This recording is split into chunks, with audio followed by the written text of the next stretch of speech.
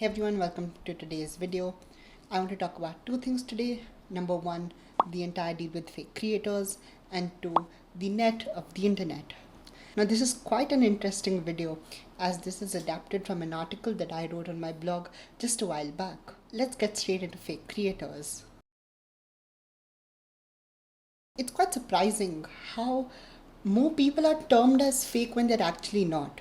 The worst thing about the internet is that it often brings out the worst of us onto a platform that is devoted to promote the viral and sensational individual.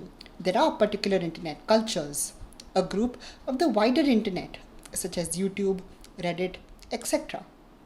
Now, that is exactly why we have a YouTube or Reddit bubble, where the bubble itself refers to a particular subculture of the internet. Just like with traditional definitions of a culture, moving from one culture to another may be tough for both creators and audiences. This may be why experimentation of big YouTubers in terms of content usually does not go too well. What I'm trying to say is that people may not really be fake, but are simply putting faith in a system and in a culture that has brought multiple people into fame. Let me explain this by an example. Consider me to be an atheist and assume that I was to find the Mormon church interesting. Before joining it, obviously, I would do some research and may find some of its traditions interesting or to follow my perception of the world.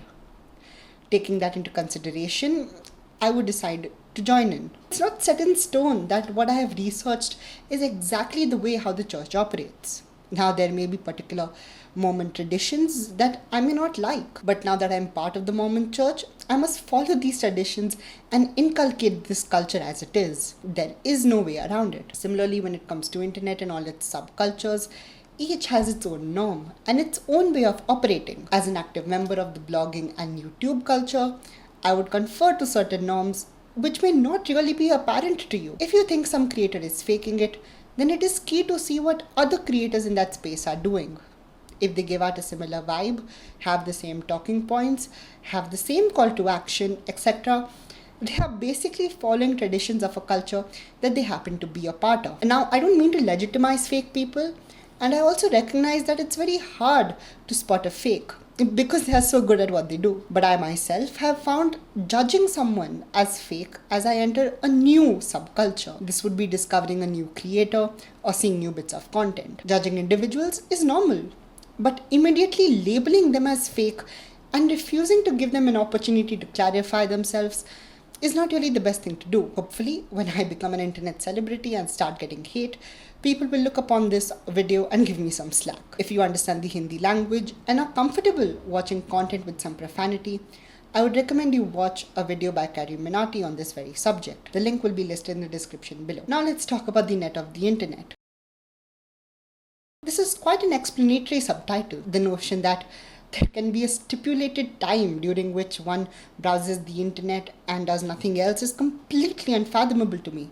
It simply does not happen. I simply cannot get myself to pull out from the internet space once I get into it. That is unless I prevent myself from getting into it in the first place. General advice to control your time on the internet are the use of the Pomodoro technique or 5 or 15-minute rules, and other ways where you simply throw away your phone, put it in some other room, or whatever. The problem is that these tactics don't really work for me. The net of the internet is simply too powerful to get out of once I get trapped into it. The matter of fact is that simple cheat days where we allow ourselves to watch Netflix are simply not feasible, at least for me. There's too much emotional manipulation and deliberate manipulation needed to successfully pull off a cheat day with the internet. If setting caps work for you, I'm completely cool with that.